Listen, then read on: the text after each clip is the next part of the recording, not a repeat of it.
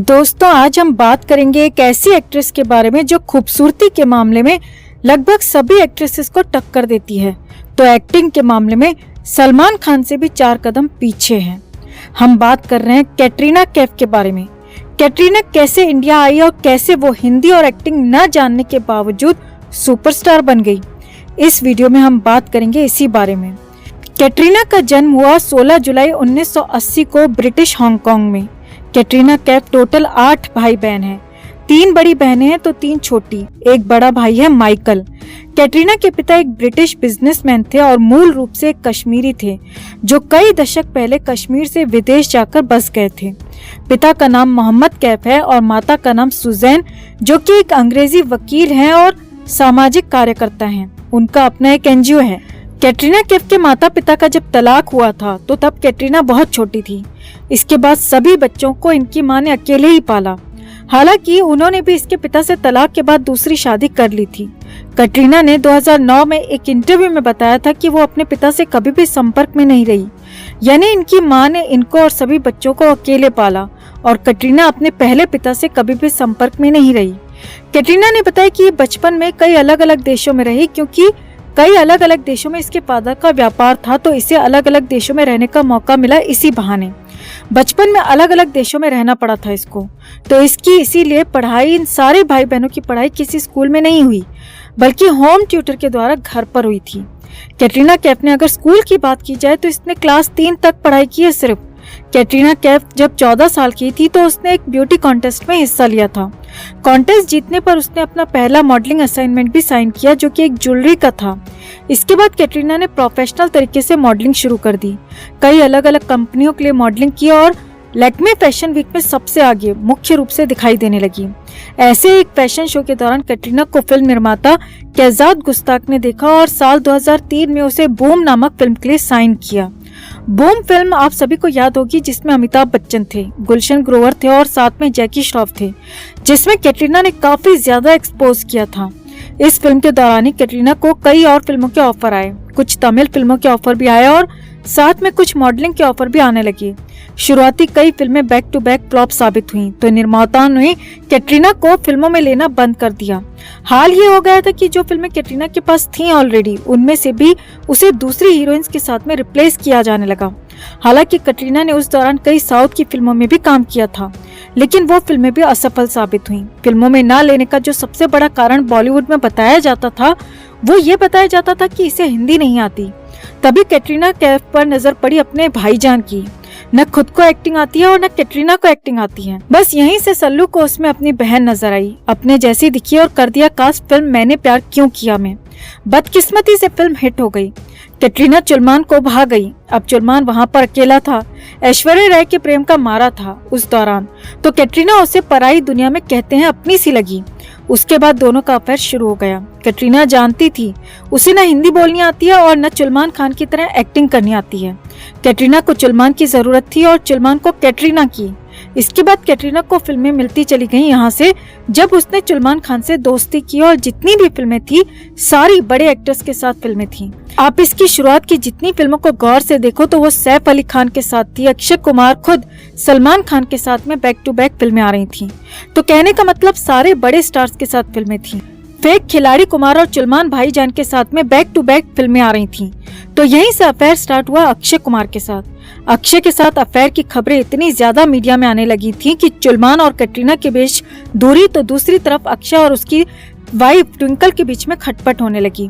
एक तरफ ट्विंकल ने अक्षय को कैट के साथ फिल्में न करने पर पाबंदी लगा दी, तो दूसरी तरफ कैटरीना के तार भिड़े रणबीर कपूर के साथ। सलमान खान का कैटरीना के साथ जो ब्रेकअप हुआ था वो हुआ था 2008 और 9 में, और यही टाइम था जब रणबीर और कैटरीना का एक दूसरे की लाइफ में आना हुआ था।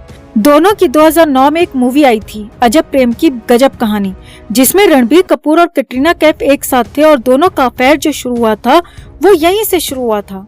लेकिन आलिया भट्ट के इन दोनों के बीच में आने से इन दोनों का रिश्ता टूटा। हालांकि आलिया और रणबीर ने अपना रिश्ता कई साल बाद में ओपन किया था, जबकि उससे कई साल पहले ही उन दोनों की सेटिंग हो चुकी थी। रणबीर के बाद कैटरीना फिर से अकेली हो गई। उसे फिर से याद आई चुलमान भाई की। हालांकि कैटरीना और चुलमान की दोस्ती कभी नहीं टूटी थी, दोस्ती हमेशा रही थी। उसका कारण हम आपको आगे बताएंगे कि इन दोनों की दोस्ती क्यों नहीं टूटती है और क्यों नहीं टूटी थी। हालांकि फितूर मूवी के दौरान कुछ समय के लिए कैटरीना का नाम आदित्य रॉय कपूर के साथ भी जुड़ा था, लेकिन ये रिश्ता बहुत ज्यादा दिन तक नहीं चल पाया था। आदित्य रॉय कपूर के बाद नंबर आया विक्की कौशल का और फिलहाल कैटरीना विक्की कौशल के साथ शादी कर चुकी है और साथ में उसकी दोस्ती चुलमान भाई से भी है। चुलमान और कैटरीना के अफेयर के दौरान कैटरीना शादी करना चाहती थी, सेटल होना चाहती थी, लेकिन चुलमान को सारे मजे चाहिए थे बिना शादी के। इसके अलावा एक कारण ये भी है कि इन दोनों का रिश्ता वायलेंस के कारण टूटा था। चुलमान खान सबको पता है कि वो कितना वायलेंट है। अपनी गर्लफ्रेंड्स को फिजिकली अब्यूज करने के लिए वो काफी फेमस भी है। ऐश के साथ उसने कितनी मारपीट की थी वो सभी को पता है। वो अपनी हर गर्लफ्रेंड के साथ में यही करता है। यही कारण था कि कैटरीना धीरे धीरे चुलमान भाई से दूर होती गई, लेकिन वो जानती थी कि चुलमान से रिश्ता बिगाड़ने का मतलब है अपने करियर की बर्बादी। यही कारण था कि कैटरीना ने चुलमान का साथ पूरी तरह से नहीं छोड़ा, सिर्फ अपना जो लव एंगल था, जो अफेयर था, वो खत्म किया। दूसरी तरफ अगर बात चुलमान खान की जाए तो उसे लड़कियों से रिलेशन बनाने के अलावा, फिजिकल होने के अलावा कुछ नहीं चाहिए। यही कारण था कि कैट चुलमान से अलग होकर भी चुलमान के साथ थी और आज भी है। इसके अलावा एक दूसरा कारण भी है, जो ये दोनों लव बर्ड्स की तरह अलग नहीं होते हैं। हमने आपको शुरू में बताया था वीडियो में कि कैटरीना कैफ की जो मदर हैं वो एक वकील होने के साथ साथ एक सोशल एक्टिविस्ट भी हैं, जिनका अपना एक एनजीओ है जो लंदन बेस्ड है। वो एनजीओ चुलमान के एनजीओ के साथ में इस टाइम पर टाई अप है। दोस्तों, चुलमान का एनजीओ कौन है, क्या करता है, उसका काम क्या है, ये आपको अच्छे से पता है और उसमें क्या क्या काले धंधे होते हैं वो भी आज की डेट में हर किसी को पता है। कुछ साल पहले तक कैटरीना की मदर का जो एनजीओ था वो मेल फीमेल दोनों लोगों में डील करता था और अडल्ट लोगों को काम सिखाता था ताकि वो अपना खुद का छोटा मोटा रोजगार कर सकें, छोटा मोटा व्यापार कर सकें। यानी ये जो एनजीओ था ये बड़े लोगों को रोजगार के गुर सिखाता था। लेकिन हैरानी की बात यह है कि एनजीओ जैसे ही चुलमान खान के एनजीओ से टाई अप हुआ, वैसे ही इसमें बड़े लोगों को रोजगार सिखाने के बजाय छोटी लड़कियों को, छोटे बच्चों को डांस और अलग अलग एक्टिविटीज सिखाई जाने लगी। यानी ये जो डील करने लगा ये छोटे बच्चों में डील करने लगा। ये एक सबसे बड़ा कारण है कि भले ही ये अलग अलग रिलेशन में रहें तो भी ये अलग नहीं हो सकते हैं। इसके अलावा कैटरीना कैफ की अगर बात करें तो बड़े बड़े बिजनेसमैन के घर ये शादी ब्याह में नाचने गाने का काम भी करती है। बल्कि मीडिया में ये खबरें भी आ चुकी हैं कि ये पैसे के बदले में बड़े बड़े बिजनेसमैन के साथ रात भी गुजारती हैं। मीडिया में खबर आ चुकी है कि ये पर नाइट 2010 में 1.5 करोड़ रुपए चार्ज करती थी। जो प्राइस इसका ओपन हुआ था, आज की डेट में इसका प्राइस क्या होगा वो आप अंदाजा लगा सकते हैं कि बढ़ा है या घटा है। इसके अलावा रणबीर कपूर से रिलेशन के दौरान इसका एक एमएमएस भी वायरल हुआ था। वो भी आप सबको, बहुत सारे लोगों को पता होगा कि इसका एक एमएमएस काफी ज्यादा वायरल हुआ था इंटरनेट पर, जिसमें ये एक व्यक्ति के साथ फिजिकल हो रही थी।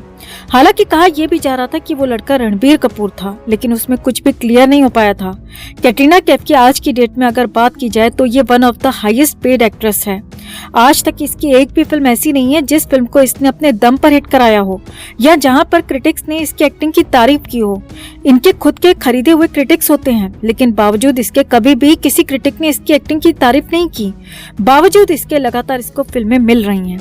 इसको काफी मोटी फीस दी जाती है और ऐसे शो किया जाता है जैसे ये 18-20 साल की कोई नई नवेली हीरोइन है जो लगातार अपने दम पर फिल्में हिट करा रही हो और दमदार एक्टिंग करती हो। इसको ऐसे शो किया जाता है।